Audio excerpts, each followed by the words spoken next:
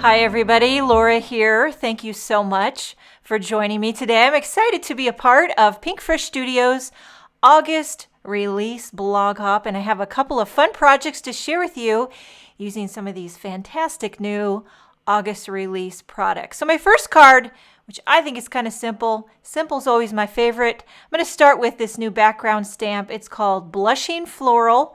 It's a very intricate, just floral, linear. I'm only going to just stamp it in black on white. This is one of those red rubber mounted on foam, so you know you're going to get a beautiful impression. I'm using VersaFine ONYX black ink, and I have Neenah Solar White 80 pound for my panel.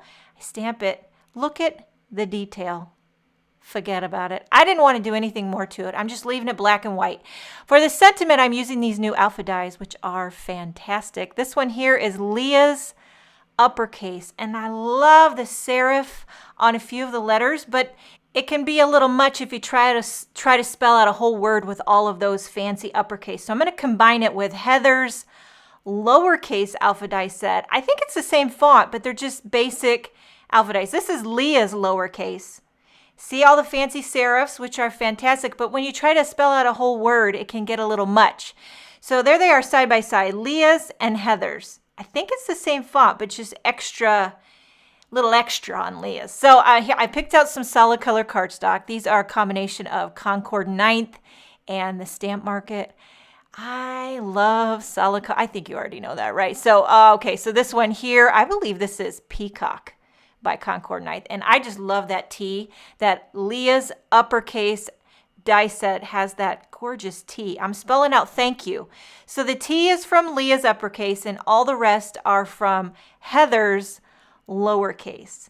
I'm popping up that blushing floral background on a cream card base, and I'm kind of getting the lay of the land for the letters, kind of overlapping them a bit because there's not quite enough room if you want to do the basic, what do you call that, like a portrait style card, which is my favorite. I love a portrait style card. And so I'm kind of overlapping them a bit. Once I get it how I want it, I hold it down with Post-it tape, flip it over, put a little foam tape. You know how I feel about dimension.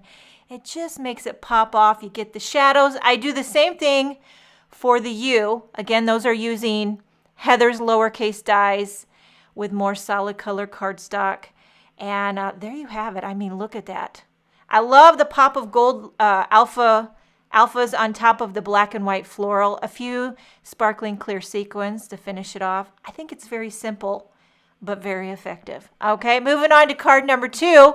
This one's a little more involved, but it's right up my stamp lovin' alley. Okay, this color block gradient stripes background.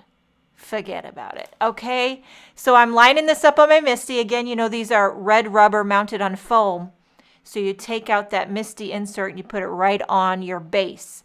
I'm going to stamp each gradient stripe with Pinkfresh Studio inks. They stamp like butter. That first one is, oh, what is that called? Raspberry Bliss. And I do stamp every stripe twice. Okay, and then I clean it off and I place in the next stripe. You kind of got to go one at a time, unless you want to stamp them all at once, which you could do. That would be really quick. I ended up taking off that outer part. I felt like it was just getting in the way and giving me more risk of getting ink where I don't want ink to go. You know what I mean? Less chance for boo-boos. Next color, Sparkling Rose. You know me. You know I'm going to go in rainbow order, but of course you don't have to. You could definitely customize this for fall or make it more masculine colors, whatever that means to you. But hey, do whatever lights your fire. That's what I say. And I'm just stamping away. Each time I stamp and then I put on the next stripe. You kind of can't have any stripe below it or above it. Otherwise the ink will get on it. So you got to space them out and you stamp your day away. You stamp your heart out like nobody's biz. And comes together. And it's a joy. For me, it's a joy. Okay, last one with Candy Violet.